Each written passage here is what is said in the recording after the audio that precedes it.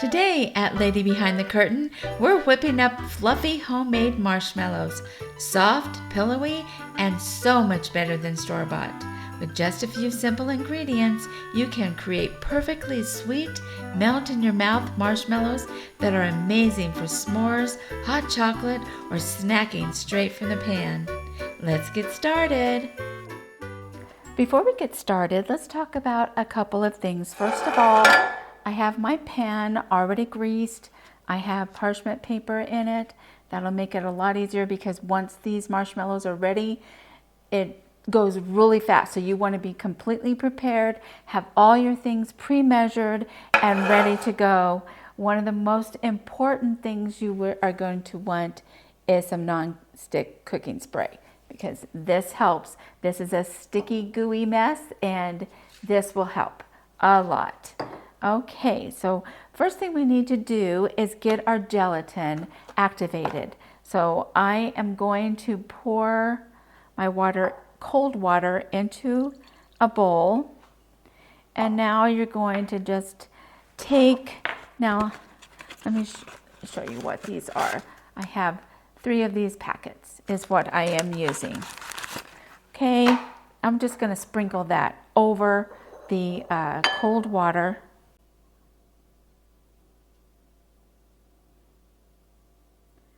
And we're just going to set that aside while we do all of our other things and let it get all gelled. All right, it's time to get our mixture together, our sugar together. Make sure you do have some sort of candy thermometer for this. This is the key to having a successful marshmallow. Super easy. All it is just waiting until your sugar reaches a certain temperature. So first we're going to go ahead and add our marshmallow ingredients. Our sugar. I'm going to spray my spatula. There we go. I already sprayed my measuring cup, so it should come out of there fairly easy. This is corn syrup. Okay. That's all we need for right now. Let's stir it up. Make sure you use a heat-resistant silicone spatula. Also, as long as your sugar is not boiling, you can stir it. So you can get it all mixed up right now. I don't even have the heat on yet.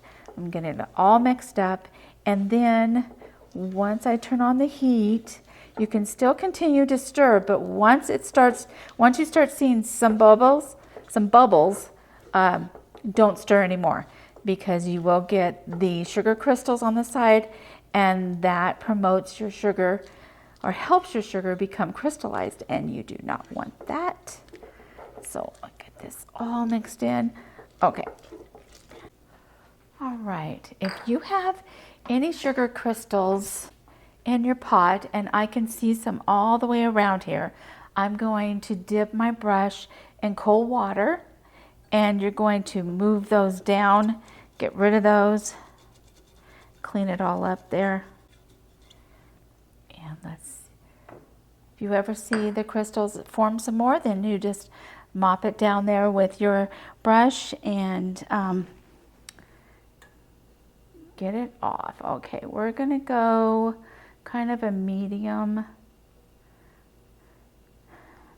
high maybe. And let's just watch it, and we'll just keep on stirring. I'm going to go ahead and clip my candy thermometer in it.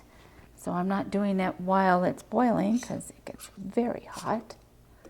You don't want the candy thermometer to touch the bottom. Bring it up off at the bottom. Okay, we're going to wait for that to start boiling and get up to 245 degrees. The last 20 degrees, it'll go really fast, and then the last 20 degrees seem to take forever. So do watch it, and remember, once it starts to boil, do not stir it. Okay, we're down to the last few degrees, and we'll wait for that to get to 245. So did you guys catch it? Did you catch that I forgot to add the water? Luckily, I caught it in time before it started to do any boiling or anything, and I got it in there. Thank goodness. Woohoo, we made it, we made it. Let's get this out of here. Turn this off. And we are going to transfer that to our mixing bowl very carefully.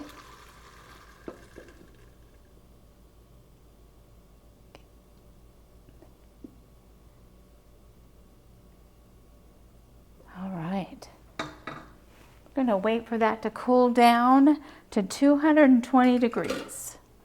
Let's just set this over here, just so I can see. It's not going to take long.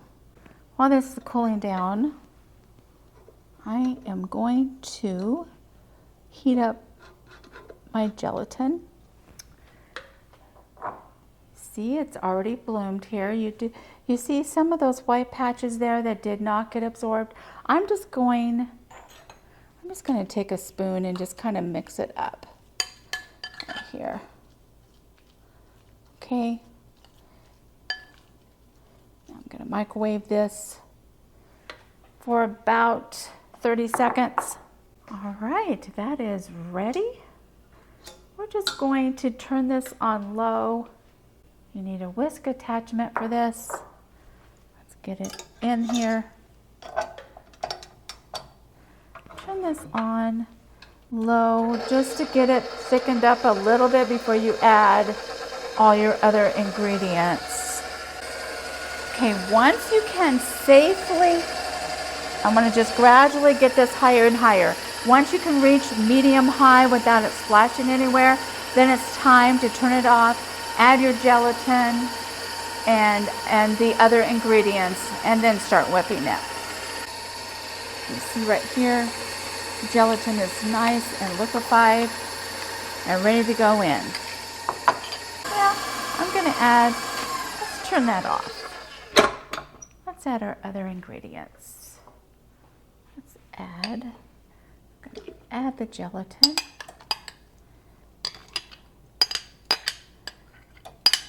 Okay, and add the salt,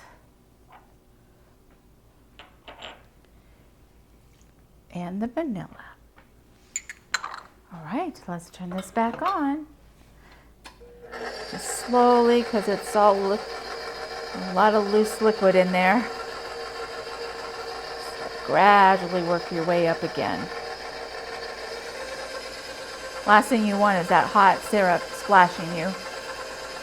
Gradually going up. Quickly moving away just in case. Okay, so once I can turn it all the way up, the key is to, once your bowl is cool, then you know that the fluff is ready. I'm just going to leave it on that medium high right there for a little while. It's just too crazy.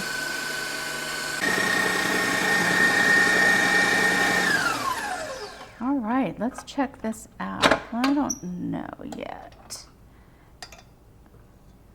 Looks pretty good. It's kind of, I can feel that it's pooling. Nice and thick. Looks really good. I think I'm gonna go like 1 more minute. Let's go 1 more minute.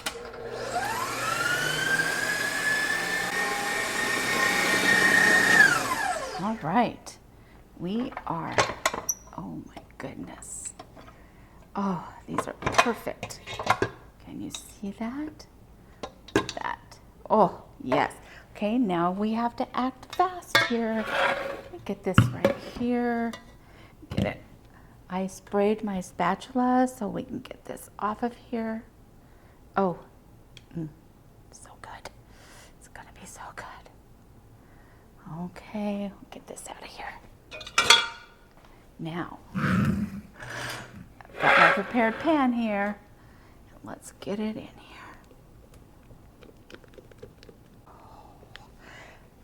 Okay, offset spatula. See if we need to smooth it around. And I sprayed this as well. Oh, look beautiful. Okay, now we're going to set them aside so they can cool down about 45 minutes. And I'll be back to show you how they look. Okay, bottom of the pan is nice and cool. I have some powdered sugar here to dust it with. I have my kitchen scissors already sprayed with non-stick cooking spray. Make sure you keep this close by. You're going to be spraying it a lot because these are very sticky. So let's see. I'm going to move this aside and then bring this back right here. Okay, you can tell they're done because they are lifting up right there. Okay, let's start now. You can cut these any size you want. You can make them small, big. I think I'm going to make them a little bit larger so they will fit on a graham cracker for s'mores. So you're just going to pick it up and cut all the way down.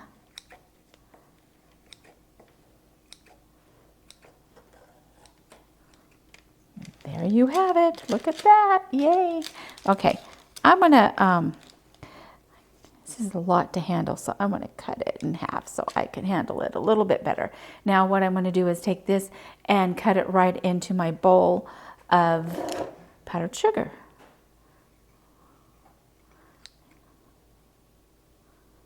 Yeah, you see how gooey those are?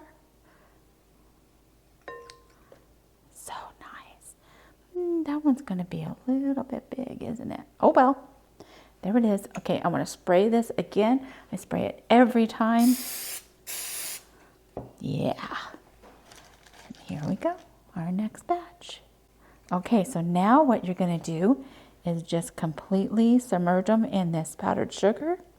Get them all coated. Now they're not sticky anymore once they get coated. So now you need to store them in an airtight container so that the biggest, you do not want these to get any moisture. So, oh goodness. So let's put them in here for right now. Okay, I'm going to continue on and get these finished up. All right, we have our beautiful bag of beautiful marshmallows here. The powdered sugar that are on them right now should be enough, but if you want to, you can add more powdered sugar just to make sure they are completely covered and protected. I'm going to take one out and show you this. Oh yeah, look at that fluffy, beautiful marshmallow. Once you taste these fluffy homemade marshmallows, you'll never want store-bought again. Don't forget to like, subscribe, and hit the bell for more sweet recipes. Thanks for watching, and I'll see you next time with more sweet inspiration.